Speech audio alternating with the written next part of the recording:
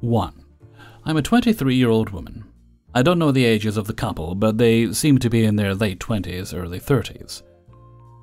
This was a flight about 5 hours long. I always pay extra and pick my seat in advance. However, due to a medical emergency on a flight from earlier in the day, I was placed on standby because the people who got displaced from that flight were placed on our flight since it was the next one headed to the same location.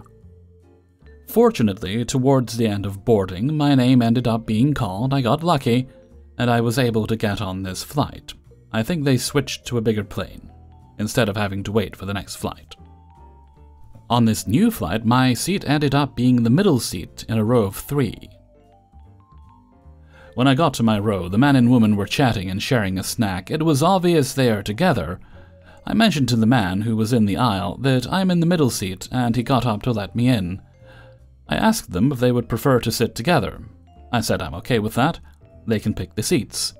The woman immediately reacted rudely to this. She said something like, "You're not supposed to be sitting here anyway." I explained the situation. I'm pretty sure everyone on the plane was aware of this, though, as there had been announcements and rearranging happening. I offered to show her my new ticket, too. It said my seat number on it. She flicked her hand at my ticket and made a disgusted sound. I offered again if they wanted to sit together, to which she didn't reply. Her partner said, "It's okay," and seemed kinder between the two. I sat down. He made some small talk about how the plane must be so full, blah blah. The woman didn't wait long and eventually interrupted us. She asked me, "Did you use one of those third-party websites to book your flight? It's so frustrating when cheap people are out to inconvenience others." I told her I booked direct, and the only reason I got placed on standby, along with many other people, was due to the medical emergency that happened on another flight. None of us got to choose our seats. She asked me if I paid for seat selection. I told her I did.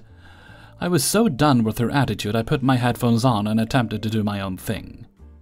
This woman, for the remaining 4-ish hours, kept reaching over me and tapping her partner, and asking to talk to him in a way that was super intrusive to me, being stuck between them. I could tell even her partner was trying to engage her less, so that she would hopefully stop, but she didn't. And the whole time she acted as if I was the problem in this scenario.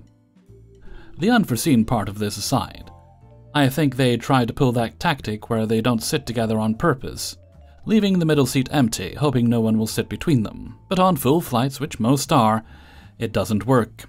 And even so, it's not the other person's fault. 2. So, some context that's worth knowing is that we have a small dog that has hernia. At least I'm pretty sure it's called that.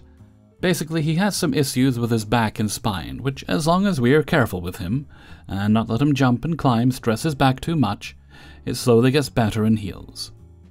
But if not, it can lead to complications to the point it could require surgery.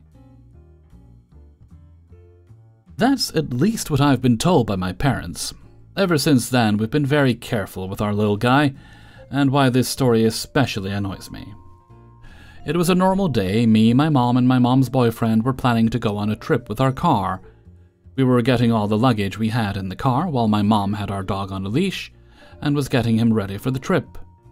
Suddenly, I heard some panicked sounds from my mom and her boyfriend. I looked back, and I saw an almost equally big dog to ours that was just there and attacked our dog. We were all panicking because we still had our hands full and didn't know what to do. My mom's boyfriend, Jack, tried to get between the dogs and shoo the rogue dog away, saying some curse words in the process. Luckily, that dog got scared of him, probably because of all the noise we made as well, and ran back to its owner, who at that time was literally on the other side of the very large parking lot. And I can't stress this enough. She was very far away, and walking very casually and slowly like nothing happened, not even calling the dog or anything. I could see she had a leash in her hand, but for some reason, she didn't bother putting it on the dog until it ran back to her. Jack then started to scold her because of how irresponsible and careless this was. Not only did her dog almost harm ours, but again, this was in the middle of a parking lot. What would she do if a car randomly backed out of a space without looking? I'm still so confused how she thought this was a good idea. And to be clear, Jack didn't say anything insulting or any names, he was just telling her to not pull this kind of BS and to be more responsible. She didn't even look at him and just walked away, not even as sorry or anything. Flat out ignored eye contact and got out of there. We all took a sigh of relief and wanted to process what just happened. I don't know if I made this clear, but this all happened very fast. We were about to start packing again until we saw what I could only assume was her boyfriend starting to walk towards us. I think we all had a bit of an oh crap reaction when we saw him, because he was doing the generic frat boy ready to throw down walk right towards us. Like chest out, hands clenched up, and not soon after said something along the lines of, "What did you say to my girlfriend?" to Jack. I don't know if this was a smart idea, but I immediately pulled out my phone and started to record, just in case he was actually about to attack Jack. Something evidence, if we wanted to report to the police or something. A very panicked decision on my part. I don't know if it's because he saw my phone or if he got scared of Jack, who wasn't trying to back off and was visibly standing his ground. But when he got close enough to talk, he kinda calmed down and started to talk pretty normally. I think he assumed that when Jack was cursing out the dog, he was actually talking to his girlfriend, but there's also a chance he could have just wanted to find an excuse to lash out at us, to be honest. Anyhow, we almost instantly made it clear we didn't curse out his girlfriend, even though it would have probably been very justified if we did, and then started to very angrily explain how what she did was insanely careless and irresponsible, and how we had a dog which has medical issues that could get worse if he actually got injured in this encounter. He just kind of stood there not knowing what to say until he murmured something under his breath and walked off. You'd think the story ends here, right? Well, not exactly.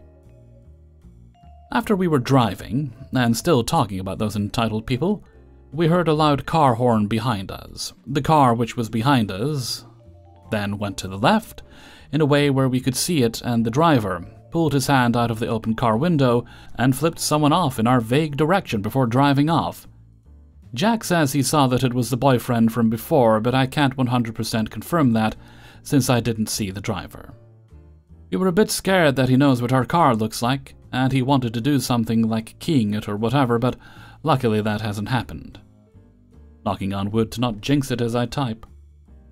Moral of the story, please do literally anything else but be what these people did. 3.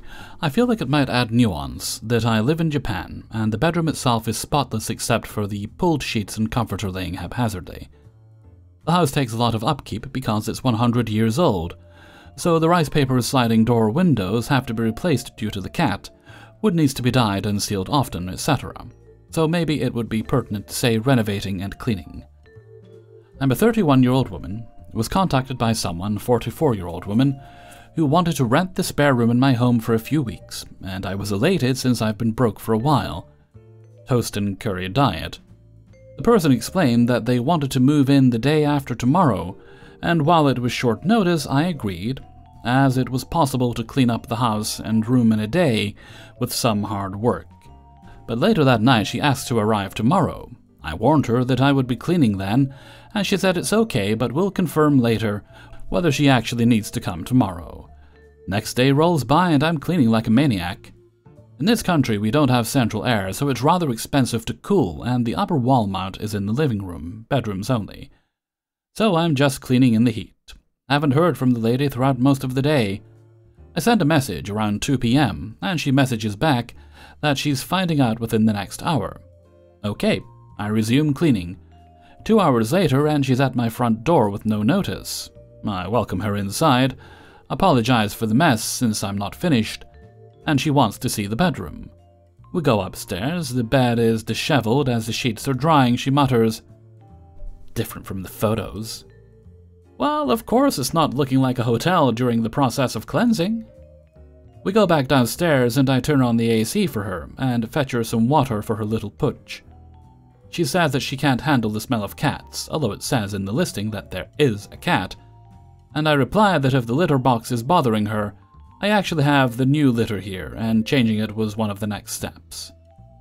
It was expected for her to just visit, drop off her things, then go out and enjoy the historic city and go to a restaurant, since she'd said she's from a different city visiting. So I was preparing for her to come back to a sparkly clean house. No, she says it's not possible for her to adapt. The woman then leaves, and as I lean out the front door to tell her goodbye and be careful in the heat, she waves for me to leave, saying not to watch her leave on her electric bicycle, which is odd, because a visitor normally wouldn't have a personal electric assist, and when I asked her earlier how the city was treating her, the woman didn't reply and seemed confused. I think I dodged a bullet, but was really happy for a time that someone was coming. At least I finally got some deep scrubbing and wood staining done. Heat exhaustion got to me though, so I spent the next few hours relaxing under the AC. Before she rejected the room, she suddenly sat at the dining table tapping at her phone for 10 minutes, ignoring my existence, and when I tried making polite chatter, she immediately ended the conversations curtly. 4. They're no longer my roommates. Me and this roommate, we chose to be roommates because we thought we'd get along, but she started getting all entitled and weird when she realized we had different schedules. A bit of backstory about both of us is, I'm from a middle-class suburb, lower middle class even, and was the opposite of spoiled. She came from a rich town where she had a 3-story home and was never told no. We had different backgrounds, clearly. I was at school on a scholarship from the state, and she chose the school because the city has way more diversity than she's used to and wanted to experience the culture of New York. We shared a bedroom because it was a dorm. She played on a sports team. She had to be up early. I didn't. So I would stay in my other friend's room till midnight, usually. I would usually come back to the dorm, not even turn the lights on, and crawl into bed. Sometimes I'd go to our kitchen and chill in there if I didn't want to go to sleep yet, but it's a separate room. She, on the other hand, would wake up at 4 a.m., turn on every light, blast music to get her pumped for practice, and FaceTime her teammates. One day I was about to go out to see my friends at like 8 p.m. and she was already in bed. She asked me to shut the lights off and hurry up, as if it were midnight. I said I'll be out in a few, and she was annoyed. Before I left, she told me that I must be home by 10:30. I said, I'll be back at midnight. And she said, no, I have practice. You don't have to go out. You're loud when you open the door. I just left because WTF. I talked to her the next morning, telling her how loud she is. She didn't stop. I said, I'll come back home early when you stop going to soccer, because why should I not have to have a life because she must be in bed by 8? Another night I had a serious cough. I got bronchitis at the end of the semester.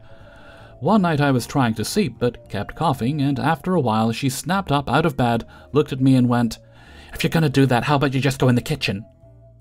So obviously I said no. She also once told me to stop getting sick because it scares her and makes her anxiety worse. What? There was another time when she got mad at me because the shower was cold. The conversation went something like, did you take a shower? I said, no, I showered last night. Well, you must have because it's cold and you did something to it. I just said I didn't shower. Turns out the whole dorm's shower was broken. No apologies. Another time I went home for the weekend and she called me to tell me her friend was going to sleep over in my bed. I said no. My bed was messed up when I got back. Another time she told me the night before my final that her friend's sleeping over in our room. She didn't ask, she told. I said I had a final. Her response was that she already told her friend she can fly out of state months ago. They were loud. My other fave was when she got mad that I wouldn't go home on my birthday weekend. She wanted her boyfriend to sleep over. It was my birthday. I wanted to hang out with my friends. She told me just go home and hang with my family. No? And my favorite, also, was when I went home for a winter break and she stayed. She asked, did you come back at all during break? I've been home for 3 weeks. Well, my sweater went missing along with other stuff, and I don't want to accuse you, but I think I saw you posting something similar. I have been an hour away at home for almost a month. Are you sure you didn't take it? Did you leave your laundry in the wash and forget to take it upstairs? No response until I came back. The best part of that story is that she's 5'2", and I'm 5'9", and completely different sizes. 5. This happened a few weeks ago, and thought I'd share. Also, a tiny bit of info before we start. The hotel I work at has some features to make it accessible for wheelchair users and those who need a bit of help. One feature is our duress alarms in our accessible friendly rooms and the unisex bathroom in the lobby. The alarm buttons are next to the toilet with duress written above in red, and the button itself glows, which is cool. Whenever people come in asking for a bathroom who aren't guests, I point towards the unisex toilet as the male and female toilets are further through the lobby. I do this for a few reasons. 1, there is a public toilet right outside. 2, there is a camera in that part of the lobby to make sure nothing is happening. Obviously the camera is not in the bathroom. 3, people who come in looking for a bathroom are usually busting and it's the closest bathroom. 4, a lot of the time there's young kids that'll need help from parents, so I direct them there as well. Some staff just say there's a bathroom outside and to use that one. But I'm usually fine with it, especially when it's slow.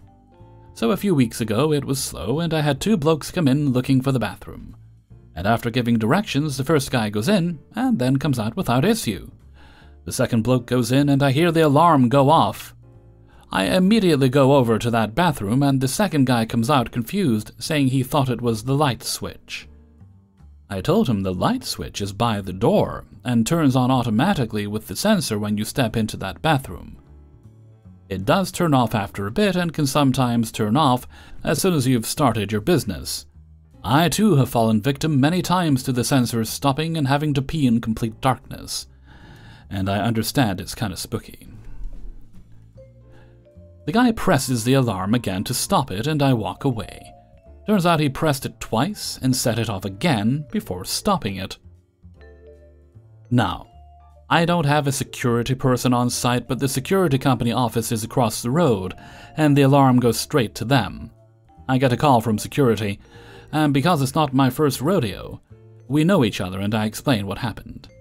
The bathroom guy somehow sets it off again, tries to turn it off again, but presses the button twice and just turns it back on. They leave and I turn the alarm off and am greeted again by security, making sure everything is just as okay as it was a minute prior. He goes, "Are you sure everything's okay? This is the 3rd time the alarm has been triggered." He asked for the code word and I'm very glad that I actually got told it a while ago and that it hasn't changed. I told him that it's Friday and I'm just as confused as he is and I hope he has a good weekend. I'm lucky that every time the button has been pressed, it's been due to someone not realizing what it is or having one of those "I wonder what this red button does" moments.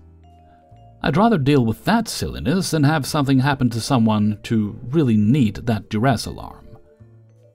Guess that night was too slow and the hospitality gods wanted to see me question humanity again. I think I jinxed myself when complaining how slow we've been because there have been occasions lately where I've ended up in a creek without a paddle. Damn. Hey everybody, Hellfreezer here, and thank you very much for listening to Idiots in the Wild, episode 174, and thank you very much to everybody who allowed me to use their stories in this video. Before you go, please do hit the like button and share the video with friends and family. If you'd like early access to the videos, then you can get that through my Patreon page. I'm also considering channel memberships. If you're not too comfortable with Patreon, that could be another option. YouTube keeps kind of poking me to turn them on, so it is an option. Let me know what you think. I'm happy to take the feedback. But for now, Patreon's in the description, as is my Discord server and my merchandise store. And you can leave a tip for today's video by clicking on the heart with a $sign underneath the video player. You don't have to do that, but it is very much appreciated. Okay, no other business, so let's move along to Hellfreezer's question of the day. And today's question is, when it comes to electronics, like headphones and that, I mentioned headphones specifically, do you find your use of them outlives the pads, and so you have to replace the pads, the cushions, whatever? Or do you find that something you never have to do because they eventually just wear out and you have to buy new ones? I'm lucky that the headphones I own are really good, and maybe once a year I'll have to replace the ear pads on them because I seem to only get a year. I've bought the branded ones, I've bought the aftermarket ones. They both last the same amount of time. So I just buy the aftermarket ones, which are considerably cheaper. I actually got the pads for my Bose headphones off AliExpress, and it's about time to buy a new pair. Much cheaper than buying them off Amazon. Like less than a third of the price. So that's what I'm going to have to do soon. So why don't you let me know what you think in a comment below. And before we go, let's have a look at the answer of the day from a previous video. And this one comes from Idiots in the Wild 102 and was about sleep schedules. And today's answer comes from Kathy Beckford. Unfortunately, I've been a night owl since before birth, so that trait's not conducive to a normal work schedule. And to that only being able to sleep at 3-hour intervals if I fall asleep without taking my meds, and you get an irregular sleep schedule. For days that I have to work, I try to be in bed before 11:30 or midnight to wake up at 6:40 a.m. I work in a bakery. Yeah, I know. 3 weeks ago, I was in bed before 11 p.m., 2 days in a row. Thank you very much for your answer, Kathy. And with that, I'm going to head off for now. So until next time, thank you very much for listening, and take very good care of yourself.